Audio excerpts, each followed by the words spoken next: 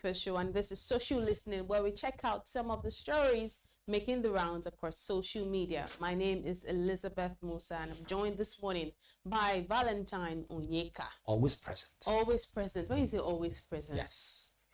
Which means that I was a good student in secondary school, so I always come, on time. So that always present. I can always of course, you'll be present. This is a TV show. You're here. When you say always present, I always need to understand what you mean by always present. Back in the days then, when you're hungry and you actually showed up in school. For those people who went to boarding school like me, I went to a military. I did too. Okay. So don't go there. Okay, great. So we have something in common. Yes.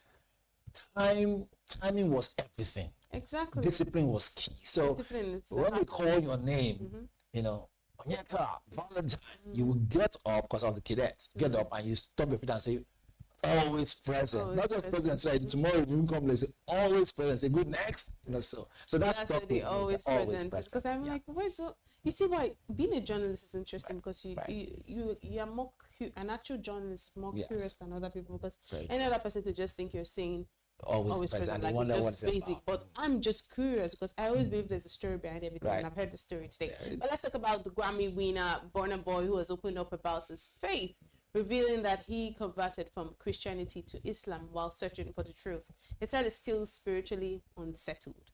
According to him, the more he studies religious books, the more confused he becomes.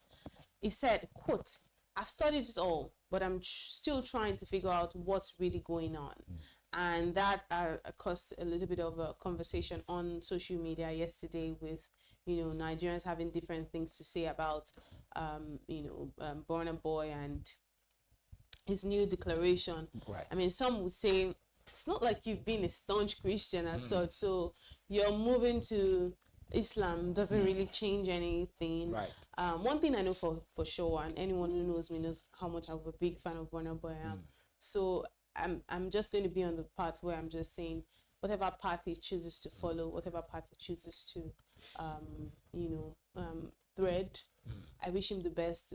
It just keeps on. It shouldn't stop him from giving us good music. Right.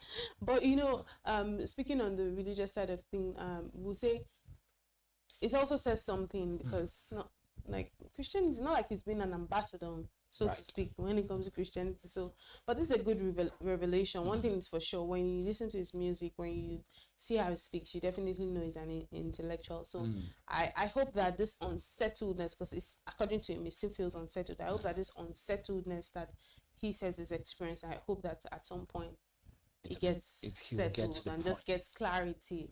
So whether he decides to be a traditional worshipper today, or he decides to be go to Islam, or decides to start worshiping Buddha tomorrow, or become an atheist, it is choice. I really wish him the best. It would be nice to see some of the reactions on social media and see how Nigerians are reacting to the conversation. I'm really curious to see the mind of Nigerians. Akpa Gideon Ifeanyi says, how can he convert and still be looking for the truth? He should have already known that before converting. Yeah, I mean, I think he's still going through a tumultuous time. They say when you read a lot, it tends to do a lot for you. You start questioning, logic. Logic doesn't seem right anymore. You start questioning a lot of things. King Truck says, if he wants truth, he should go to Judaism. That is the genesis of both religions. From there, more truth will be revealed to him. Then it will restore to the default setting. Do we have more reactions to this conversation? Villa Dale says, the struggle of faith is real. Especially the more you read, the more you get confused. Do we have more reactions? Nwara D says, anyone who converts from Christianity to Islam was never a Christian. Christianity isn't about churches and institutions or the politics they play at a global or local level. Christianity is about following and believing in Jesus Christ. What I thought very briefly, I think these religious conversations, I try to stay away from them. So again, on the contrary, I like to always address these things. We are very emotional in this country. I could have said Africans are very emotional, but Nigerians are more emotional, than some certain other countries. Why have I said you will this? not digress from this I'm hitting the nail on the head the way it is. The reason why I've said so is that because there's no how we can address this thing without looking at why somebody will say, oh, if he has chosen to move to Islam, which means he was never a Christian. Such business talk, really. But I haven't said so. Anyone who doesn't very well will understand that, look, in my career time and my lifetime so far, I've put religion second. I put faith first. I haven't done that. Look, you might agree or disagree. Religion has caused more harm than good. I tell you, it might sound funny, it's the truth. Because people incite using the name of religion, really. And in this case, if the man is telling you that he's moving from what he did to what he thinks is best for him, that's his own cup of tea, really. And so he put on social media, it is his journey.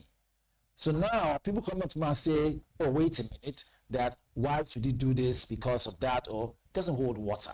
And if you move from a particular religion to another religion, it is your personal journey.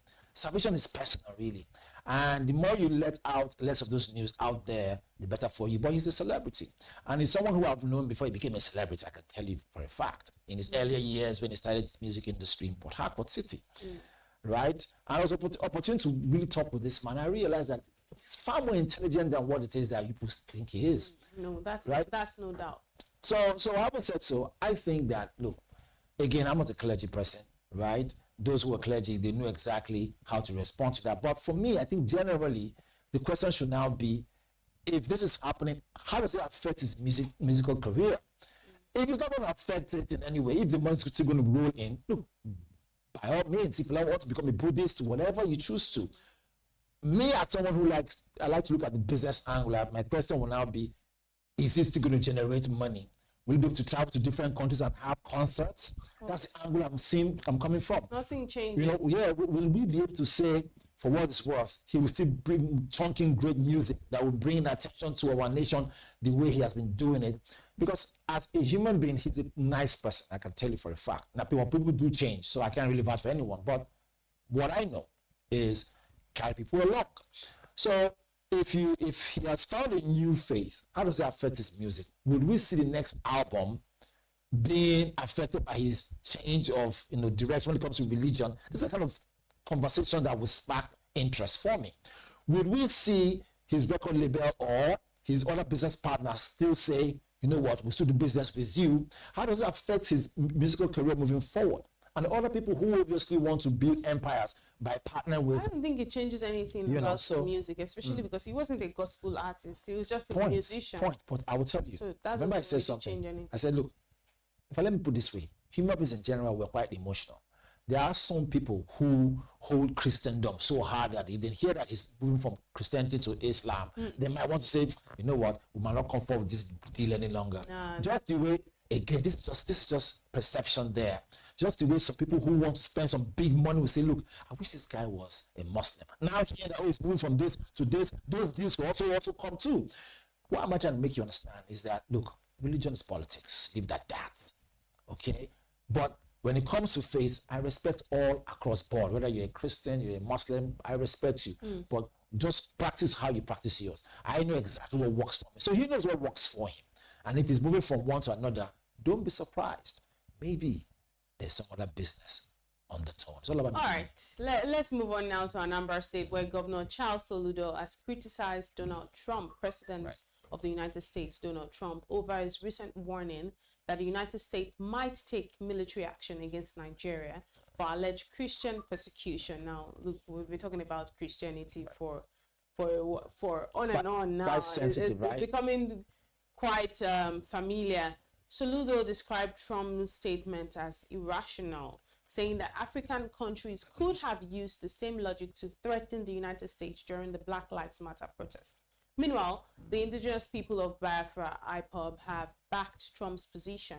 The group believes that his comments draw international attention to what they call persecution in Biafra and could help secure justice for detained activists, including their leader, Nnamdi Kanu. Now, those are two stories in one, from Soludo's own statement, saying that, describing Trump's statement as irrational, saying that African countries could have used the same logic to threaten the United States during the Black Lives Matter process. I do agree with Soludo right there. You agree with that statement? Yes, right? Most definitely. I will tell you why. Or do you take the No, go ahead. I'll tell you this. So, you see, it is tit for tat, really. Let's be honest. No one has monopoly of strength or violence. Leave it at that. So if a nation like the United States comes out to say, look, we will move, beg your pardon, if Donald Trump, because I don't think all Americans support him, so I leave that this way. If Donald Trump says, because he's the president, says, we are going to move into a sovereign nation, right? Because they think, or they are aware, or they have other facts that a certain religious, a certain religion is being persecuted, or there are plans to reduce the population of a particular religious body or religion, without even seeing other aspects, which means one thing and one thing only, that him himself and those back there are not even sensitive what's going on within their own country, let alone outside. So when you see Soludo come out and tell you, look, what if Africa as a whole had said, this issue of Black Lives Matter and the killing of George Floyd, right? So George Floyd was his name? George, yeah, at the time. So if that really sparked what it did, which obviously we all experienced, the whole world experienced, and then Africans now say, let's weigh on the matter. Although I could have seen, I don't think how possible that could have been, because the unity amongst Africans is not that strong. But I saw something different when Ibrahim Traoré, was faced off with the US. But that aside, why I agree with Soludo is this. It has come to a point where anyone who is strong when it comes to military might should be able to tread carefully, because these are human beings we're talking about, right? If they are quite sensitive about the killings of anybody, whether Christians or Muslim, and so that's an excuse to want to move into another sovereign nation, we could jolly well say, let's not look back into what's going on with the United States. How many people are being torn away from their families in the name of ICE, right? That Donald Trump has put in place to, quote unquote, try to combat issues surrounding immigration, right? Check your immigrant status, check your whatever it is, see if you're in the country in a shady way, they send you back. In that whole movement, some people actually were born in the United States. Some of them have lived their life in the United States. Just remove them from their families and you throw them back where? Back where? How? So that's just on the part of on one side. So I see Soludo making a point, saying, why not we look into other areas in the US that's not working? Right. Because every country has its challenges, right? So it's, for me, it's a no-brainer, it's double standard. Again, it's good that we can say, look, no one should die no matter what, okay? And when that comes to IPOB and what they're doing, look, I could see the idea of trying to seize opportunity of what's going on, right? To now say, oh, we support Trump. But truly deep down, they don't support Trump. Well, let's see some of the reactions on social media and see deep down some people think there's support or no support. But I hear you when you say you're in support of, Mr. Soludo. I agree with not because it's the governor of Anambra State, not at all. No, as a person. Are you from Talk for another day. No, okay, that's not supposed to be Right. Now. Banter times 2 says you would have invaded US with which technology, which weapons, which sensors. But somebody didn't say they could have invaded no, now. because he said, according to his comment, he said if it were to go by that logic, then I mean let me say it the way he said. If it were to go by the logic of him saying that Nigeria is a country of concern or what, right. or African countries would have used the same logic to threaten the United States. He says they are going to have to invade Nigeria. Do you understand? To restore normalcy. So it says African countries would have also used the same logic to threaten the United States during the Black Lives Matter protest. So this person just basically responded and saying, what do you mean by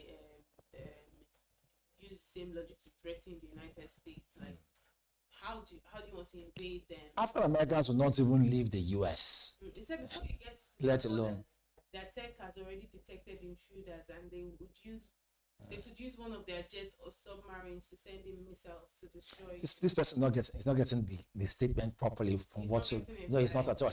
This person is speaking from a different point of view, and Soludo wasn't talking about tactical combat. It was talking about issues regarding we win on the matter. And you know one thing about politics, right? It comes with a lot of perception. Once you hammer on something and you can move the thoughts and will of the people, you can win over guns and ammunition. That's what they say. The pen is mightier than the sword. Yes, let's move on. If Indigwe says Soludo missed the point, I think I know this person. It says Trump's concern isn't about invading anyone. It's about protecting people facing real persecution. Comparing it to Black Lives Matter doesn't make sense. That's a very brilliant comment. Official AZ says this IPOB people are funny. You have not ended the unknown gunmen and ESN violence ravaging the Southeast, and you want to help Trump. That's on the side of the IPOB Right. saying that they're in support. Abdul Salam Shuaib says Nigeria's problems can only be solved by Nigerians themselves. Like we say, African solutions for African problems. Most definitely. We don't need outside interference or protest abroad to fix our home.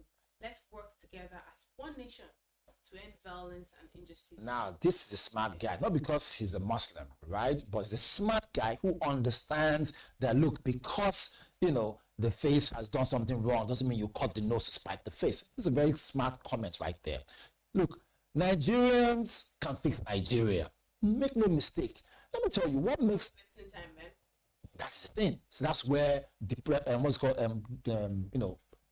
rule of law and democracy comes in. It's not like military rule where we say, look, get this done, yes sir, and you move, right? In this case, you have to deliberate, you have to meet this, meet that. It's all, the whole democracy setting. It's the truth of the matter. Totally different from military rule where, one man says, let's get it done. If nobody is going to question it, just go with it. You want to call it dictatorship, good and fine. But if it works for the nation, good and fine. But that's not where I'm heading to. Where I'm heading to now with this particular comment is simple. This person is being very, very practical, right? Seeing the long run. This person understands that, look, if we allow these people come in, let me tell you something before I even continue that statement. The United States has 750 plus bases around the world. Do you know how much it costs to maintain those military bases? That's one. Two. Do you also know what they are gaining? Because the truth of the matter is that it costs money to secure your military in those areas, feed them, house them, logistics and everything. So do you think that those bases, or the base, wherever they have their base, they're not getting something out of that nation? Of course they are. So this particular person who has made this comment, the reason why I agree with this person is that this person is seeing the long run. It's seeing further than what most people are seeing. So when I see Nigerians on social media saying, oh, it's a welcome idea, Trump, come and save us, come and save us, come and save us, come and save us. It's not going to save you. That's a fact. There is a matter of interest. We have rare earth minerals, right? We have oil in quantum. We have new ones that have been discovered. Minerals under our feet in our nation. That is their ultimate target. And I keep telling people, anyone who wants to hear, and this is a fact. It's not because we're journalists or, this is just something out there. Look, no nation will spend billions without knowing what they want to get. There's always a motive. However, in the midst of all this, can we now take away shame from our eyes to now deal with the issue on ground and keep our own country safe? Can we make moves that will keep people alive? Can we stop the killings? Can we be able to say, look, send the right personnel to the right places, cut off the head of the snake to save us from international embarrassment? We can do it as a nation. Nigeria is well off, big enough. If we can send a military presence to our neighboring countries when they had problems via ECOMOG that time, sure, we can do it again in our own nation. Absolutely. Let's move quickly right now away from Nigeria. Let's go to Burkina Faso. This one will interest you. Right. The medical doctor who criticized President Ibrahim Traore's handling of terrorism has been arrested and sent to the front line. The president reportedly said that let him go and tackle terrorism since he knows better than the military.